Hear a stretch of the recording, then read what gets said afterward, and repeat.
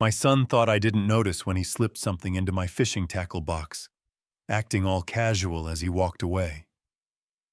But 35 years as a Chicago detective taught me to spot lies from a mile away.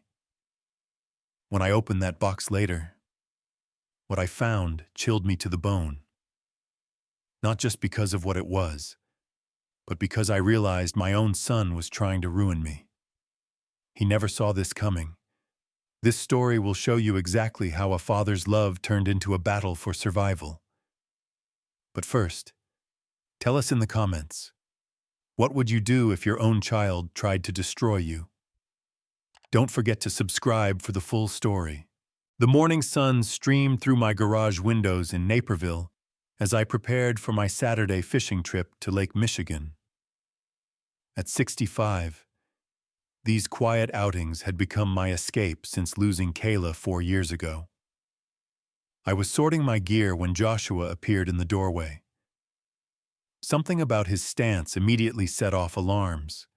His shoulders were rigid, movements too careful, like someone forcing calm while panic boiled inside. "Morning, Dad," he said, his voice overly cheerful. "Getting ready for your fishing trip?" I nodded, arranging my lures. "Lake Michigan should be perfect today."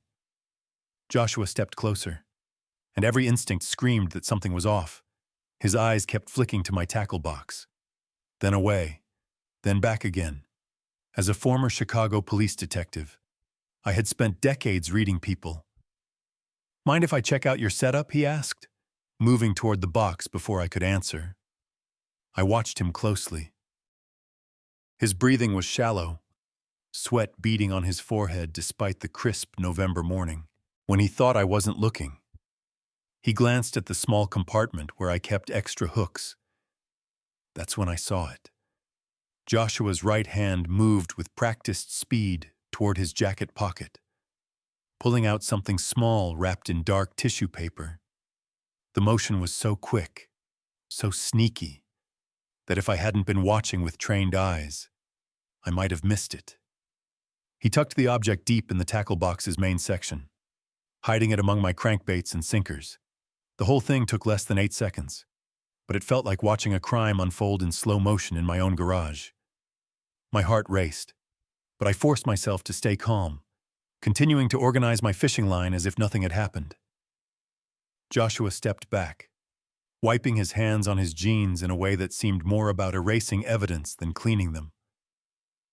"Well, I should let you get to it," he said, already heading for the door. "Have a great time, Dad. Catch some big ones." I watched him vanish into the house, his footsteps echoing up the stairs. The garage fell silent except for distant traffic and my own heavy breathing. I stared at my tackle box as if it had become something dangerous. Whatever Joshua had hidden inside. He clearly didn't want me to find it right away, but he seemed to expect I would eventually. The contradiction made no sense, unless he wanted me to find it when it was too late to react. The realization hit like a punch to the gut. My own son had just planted something in my possession, something he expected would cause me serious harm. I thought about the past few months.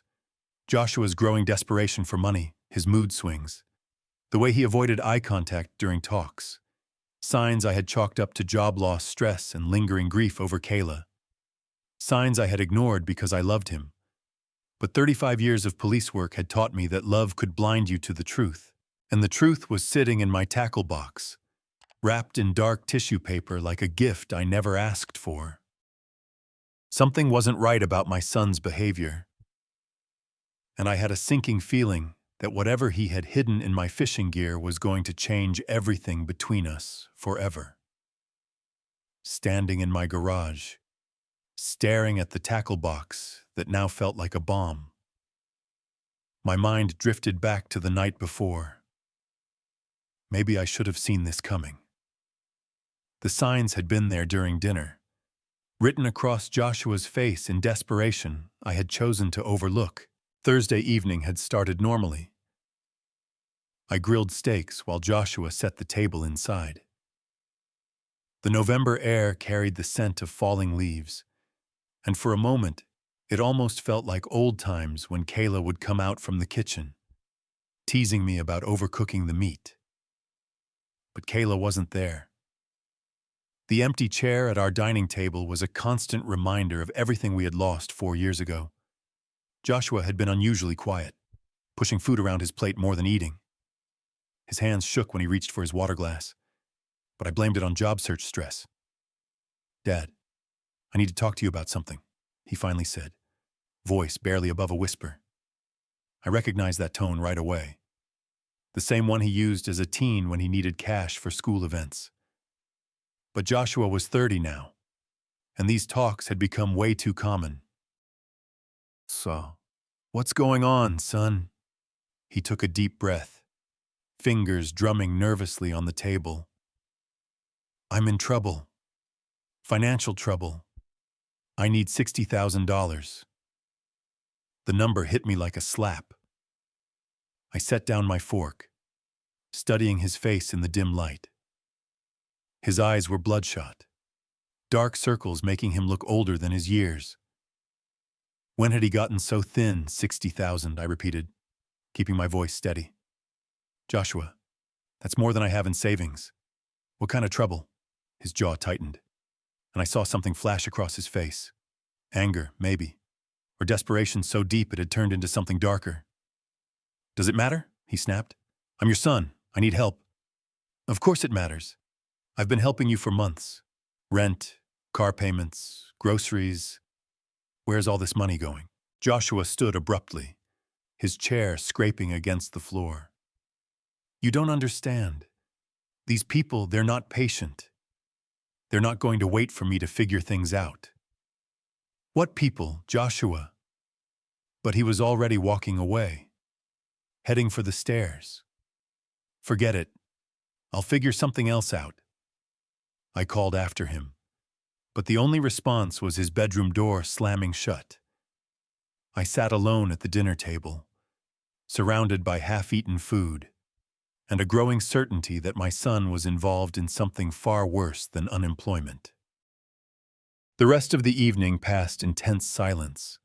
I cleaned dishes, watched the news, went through my routine while Joshua stayed locked in his room. I could hear him pacing above me, occasionally talking on the phone in low, urgent tones. Now, standing in my garage 12 hours later, those hushed calls took on a sinister new meaning. Joshua hadn't been seeking real help last night. He had been testing me, seeing if I would hand over the money willingly. When I refused, he moved to Plan B. Whatever was wrapped in that dark tissue paper in my tackle box was Joshua's backup plan, his way of getting what he needed, no matter what it cost me. I thought about Kayla, about what she would say if she could see us now. She had always been the peacemaker, finding middle ground where I saw only right and wrong. But even Kayla would have struggled with this. My son was planning something that would destroy me, and I was the only one who could stop it.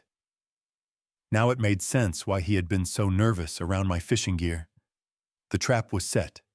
I couldn't delay any longer. Whatever Joshua had hidden in my tackle box was eating at me, and I needed to know what I was dealing with. My hands trembled as I approached the box. 35 years of police training warring with fatherly denial. The metal clasps opened with familiar clicks that once brought comfort. This tackle box had been my escape from the darkness I saw in my career. Now it felt tainted. I lifted the top tray, revealing the main compartment. There, nestled between my favorite silver crankbait and lead weights, was the dark tissue paper Joshua had placed so carefully. My heart pounded as I unwrapped it with shaking fingers. The tissue fell away to reveal a clear plastic bag containing white powder.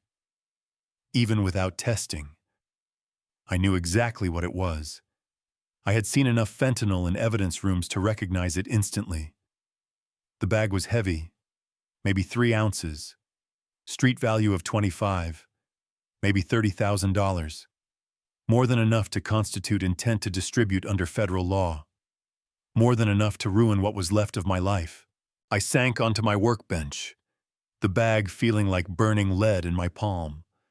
The garage spun around me as the full weight of Joshua's betrayal crashed down like a wave. My son was a drug addict. The signs I had missed suddenly glowed in my memory like warning lights.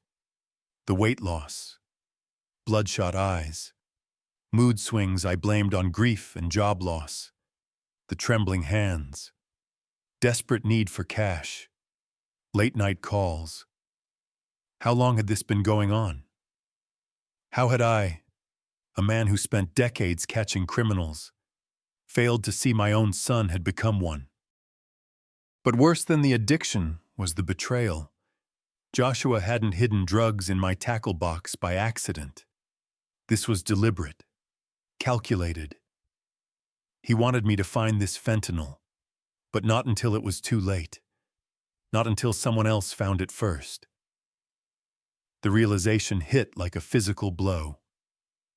Joshua was planning to frame me. I thought about Kayla, about the promises I made at her deathbed, to care for our son. "He's lost without me, Scott," she had whispered. "Promise you'll be patient with him." Patient. I had been patient for 4 years while Joshua spiraled under my nose. Patient while he drained my savings with endless crises. Patient while he changed from the sweet boy Kayla raised into someone I barely recognized. Tears I hadn't shed since Kayla's funeral burned my eyes as I stared at the fentanyl. This wasn't just about money anymore. This was about survival. My survival.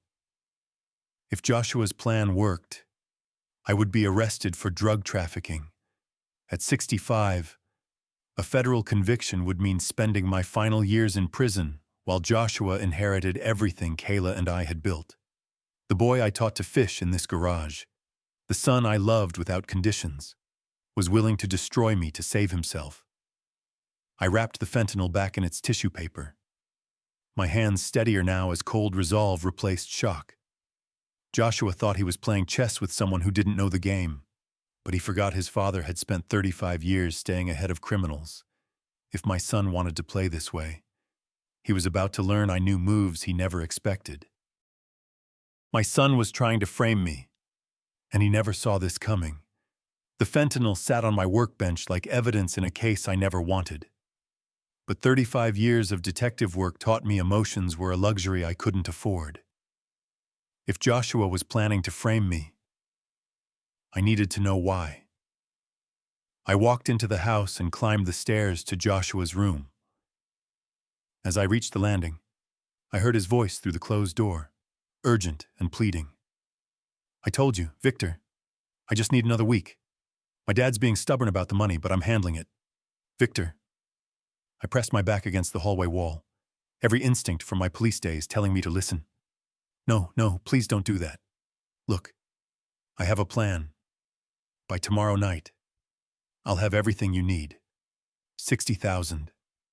Just like we agreed. 60,000. The same amount Joshua demanded at dinner. My blood ran cold as pieces fell into place.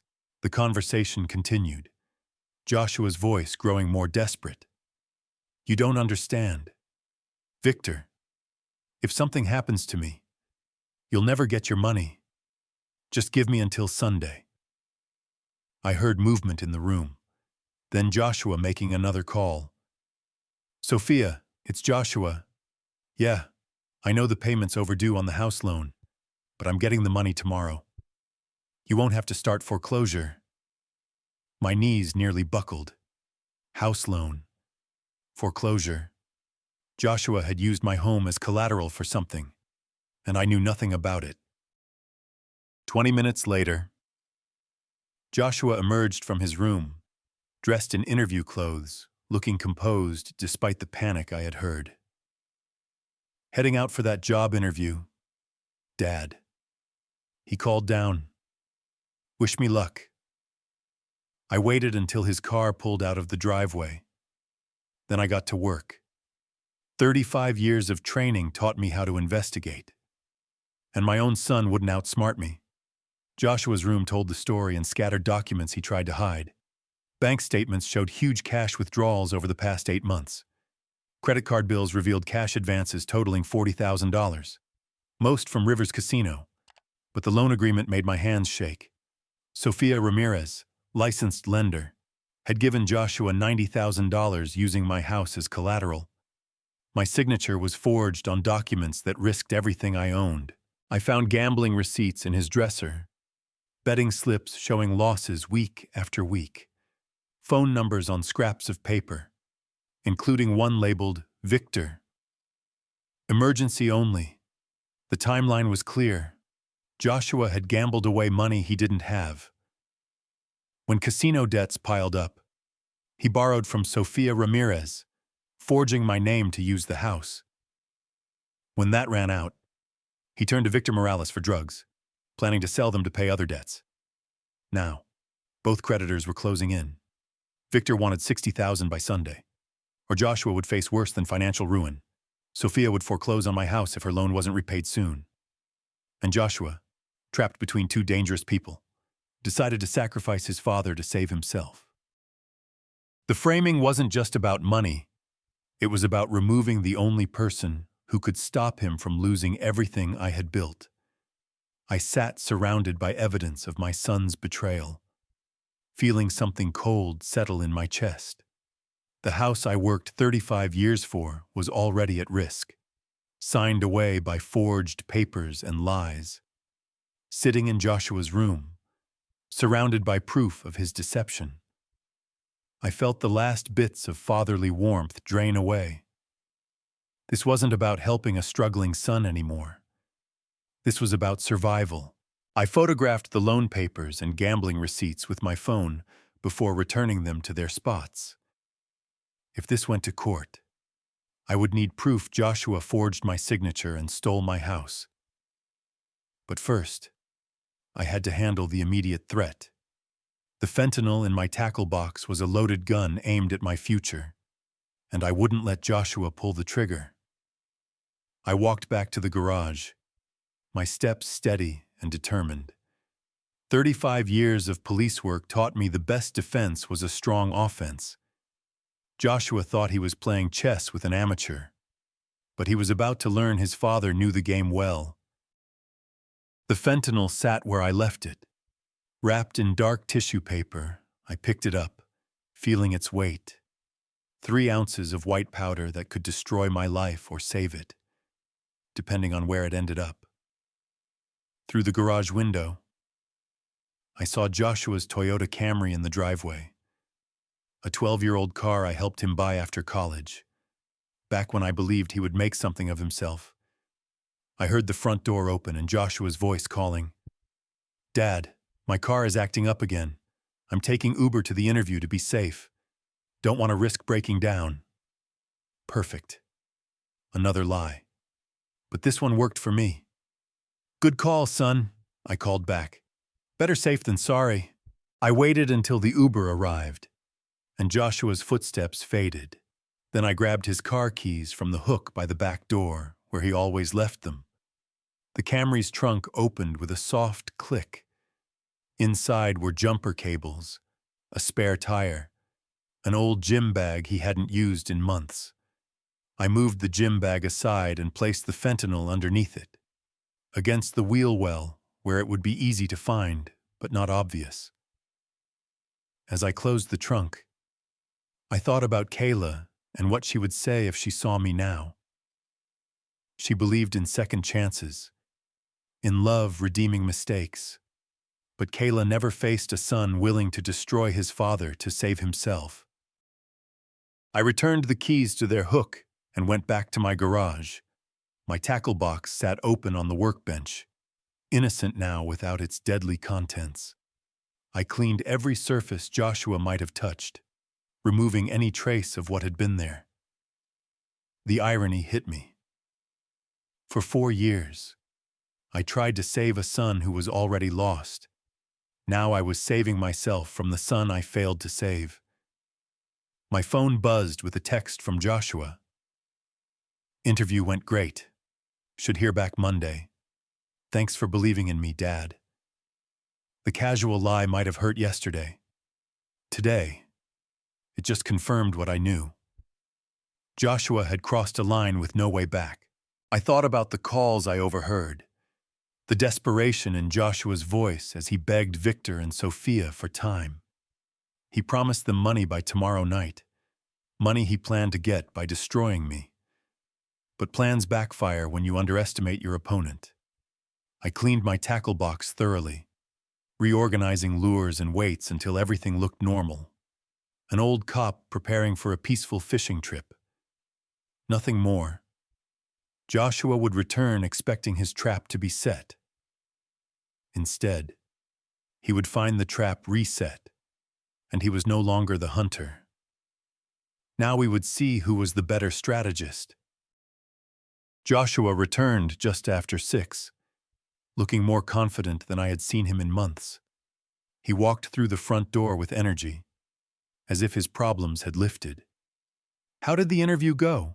I asked from my recliner, keeping my voice casual. "Really well, Dad." They seemed impressed. He hung his jacket on a chair. Movements relaxed. "I think this could be the break I've been waiting for." I watched him, noting how his eyes avoided the garage. He was performing, and it was convincing. If I didn't know better, I might have believed him. "That's great, son.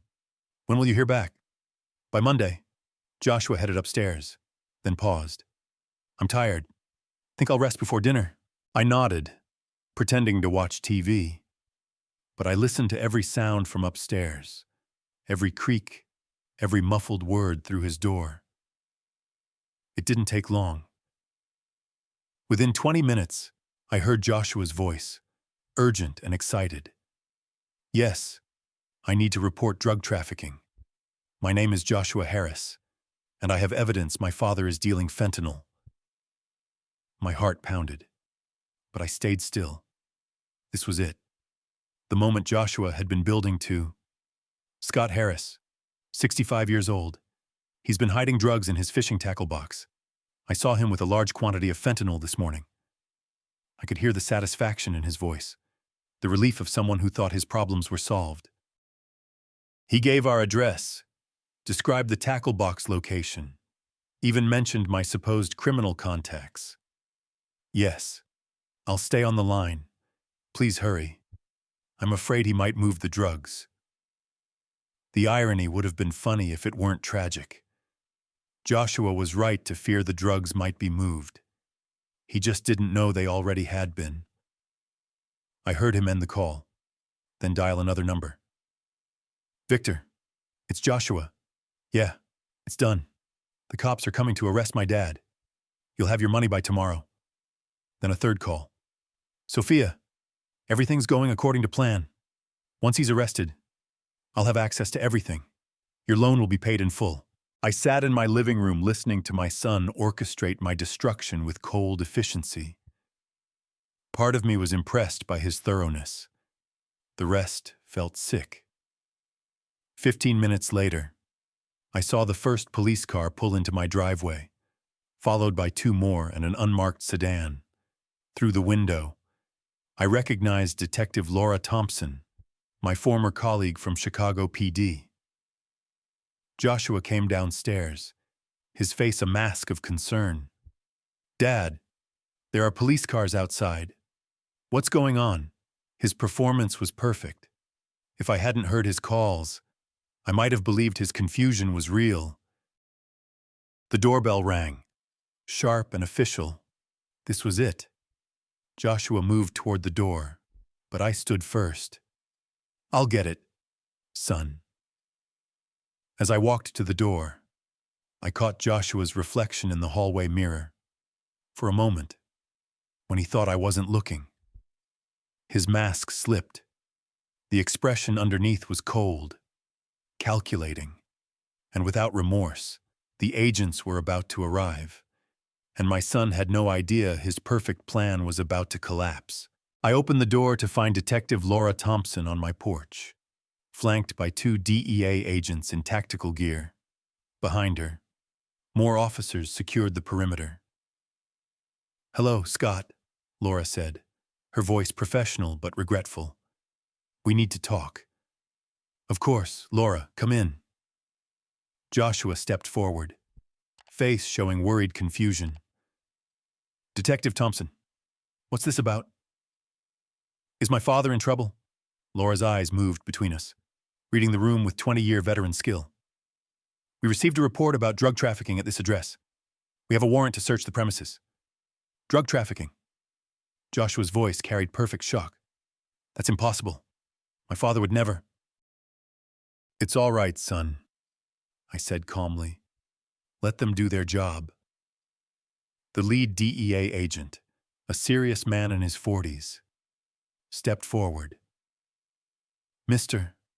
Harris, we have information you've been storing fentanyl in your fishing tackle box. Joshua's eyes lit up with helpful cooperation. Oh, that's in the garage. I can show you exactly where it is. I followed the group to the garage, watching Joshua's confident stride. He was so sure of victory, so certain his plan was perfect. There it is. Joshua pointed to my tackle box. Dad was working with it this morning, acting really nervous. The DEA agent approached carefully, photographing from multiple angles before opening the clasps. Joshua moved closer, anticipation in every gesture. The agent lifted the top tray, revealing my organized lures and sinkers. He searched each compartment methodically, removing items and examining them. Nothing. The agent looked up, confusion on his face. Mr. Harris, we're not finding any controlled substances. Joshua's face went pale. That's impossible. I saw him put something in there this morning. Check again, son, I said quietly. What exactly did you think you saw? Joshua's composure cracked. There was something wrapped in dark tissue paper. I'm sure of it. Laura Thompson studied Joshua with new interest. You seem very certain about your father's tackle box contents. Why is that? Joshua's mouth opened and closed. I was trying to help. I thought I saw something suspicious. The lead agent finished with the tackle box. Nothing here. Should we expand the search? Wait, Laura said, instincts kicking in. Joshua, you called in this tip, didn't you? Joshua's face flushed. I was just being a concerned citizen. If I was wrong, let's search your vehicle, Laura interrupted, tone no longer friendly. My car, Joshua's voice cracked. Why would you search my car? I'm the one who reported this. But agents were already moving toward the Toyota Camry. Joshua followed. Confidence replaced by nervous steps. The trunk opened with a soft click.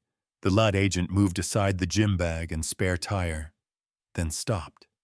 His hand emerged holding a clear plastic bag filled with white powder wrapped in familiar dark tissue paper. Shh, Joshua Harris, Laura said, voice cold as ice. You're under arrest for possession of fentanyl with intent to distribute and filing a false police report. Joshua's face cycled through shock, panic, then desperate calculation. This is a setup. My father planted that there.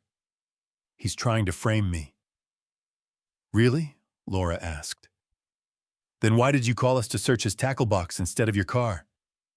As handcuffs clicked around Joshua's wrists, he looked at me with pure hatred. You did this.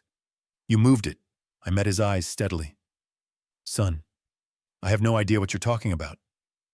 The look of shock on my son's face said it all. He never expected his father to be the better strategist.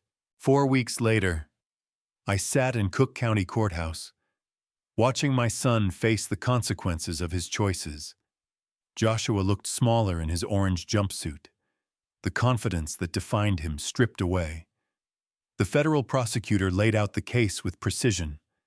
3 ounces of fentanyl, street value $30,000, intent to distribute, filing a false police report, attempting to frame a family member. Your Honor, the prosecutor continued, Mr. Joshua Harris not only possessed illegal narcotics but orchestrated a scheme to destroy his own father's life. Joshua's court-appointed attorney cited addiction, desperation, and family trauma from losing his mother. But the evidence was overwhelming, and Joshua's recorded calls to Victor and Sophia sealed his fate. When Judge Anderson asked if Joshua had anything to say, my son stood slowly.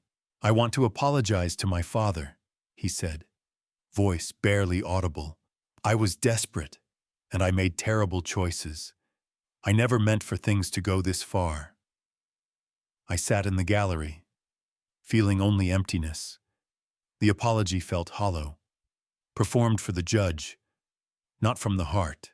"Joshua Harris," Judge Anderson said, "you are sentenced to 6 years in federal prison for drug trafficking and conspiracy." The gavel echoed like a door slamming on 35 years of fatherhood. But Joshua's arrest solved only part of my problems. Sofia Ramirez still held forged documents claiming my house. Victor Morales had vanished after Joshua's arrest, avoiding police. I spent weeks working with my attorney to prove the loan papers were fake. The forged signature was clear once experts examined it, and Joshua's confession established the timeline. "The good news," my lawyer said, "is fraudulent documents are void. Your house was never legally at risk. Sofia Ramirez has fled the state to avoid charges." Detective Thompson kept me updated on the investigation. "We're working with federal marshals to track Victor and Sofia. Joshua's cooperation might reduce his sentence, but he's looking at least 4 years. 4 years minimum. My son would be 34 when released. I would be 69 if I lived that long." The house felt different now, emptier in ways beyond Joshua's absence.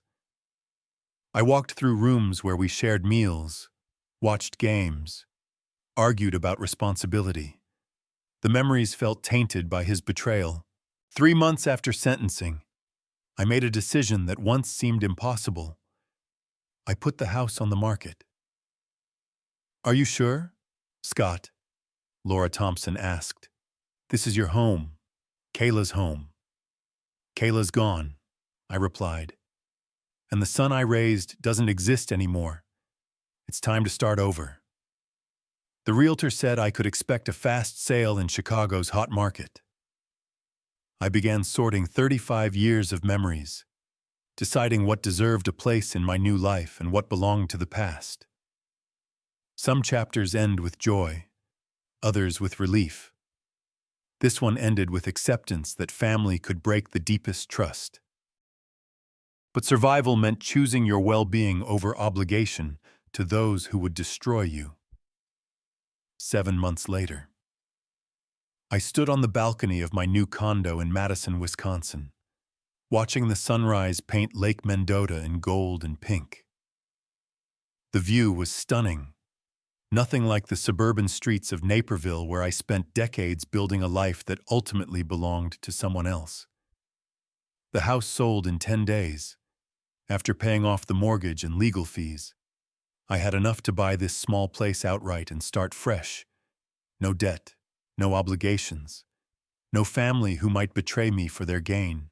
I kept only what mattered: Kayla's photos, my fishing gear, and the hard-won wisdom that love without boundaries becomes enabling, and enabling destroys both giver and receiver. Joshua had written me 3 times from federal prison. All letters remained unopened on my kitchen counter. Some bridges, once burned, are better left as ash. Detective Thompson visited last month with updates. Victor Morales was arrested in Las Vegas, facing charges that would keep him locked up longer than Joshua. Sofia Ramirez remained a fugitive, but her loan operation was shut down. "Do you ever regret how it ended?" Laura asked as we shared coffee in my new living room. "I regret it had to end that way," I replied. "But I don't regret protecting myself from someone who would destroy me without hesitation." The truth was simpler than regret or forgiveness. I raised a son who became a stranger, loved someone who saw that love as weakness to exploit. When faced with the choice between his survival and mine, Joshua chose his own. I simply made the same choice. My tackle box sat in the corner, cleaned and ready for weekend trips to Wisconsin lakes where the water runs clear and the fish don't lie about their intentions. Simple pleasures for a man who learned to value simplicity. Sometimes the people closest to us become the greatest threats to our well-being. Sometimes protecting yourself means accepting that family can be the enemy. Sometimes the hardest lesson is learning when to walk away from those you love most. I spent 65 years learning that lesson. Joshua had the rest of his life to learn it too. Through Scott's journey, we see that true love requires wisdom, not just sacrifice. Life's tough lessons teach us that enabling harmful behavior isn't kindness, it's complicity. Families are meant to nurture growth, not shield destruction. When betrayal unfolds in our own homes, we face the hardest test, choosing wisdom over emotional ties. Betrayal stories like Scott and Joshua's show how addiction and desperation can turn loved ones into strangers. Yet, strength comes from recognizing when love has become manipulation, when loyalty has become self-destruction. Scott's detective training wasn't just a career, it equipped him for this ultimate challenge. Tough love means drawing lines that seem harsh but preserve what matters most. The greatest mercy is sometimes giving ourselves permission to walk away from those who would pull us into their darkness. If this story touched you, share your thoughts in the comments below. Have you faced betrayal from someone you trusted completely? How did you find the strength to protect yourself? Don't forget to subscribe for more stories about resilience, family, and the courage to start over. Remember, sometimes the greatest act of love is refusing to be destroyed by those who would sacrifice you for their own salvation.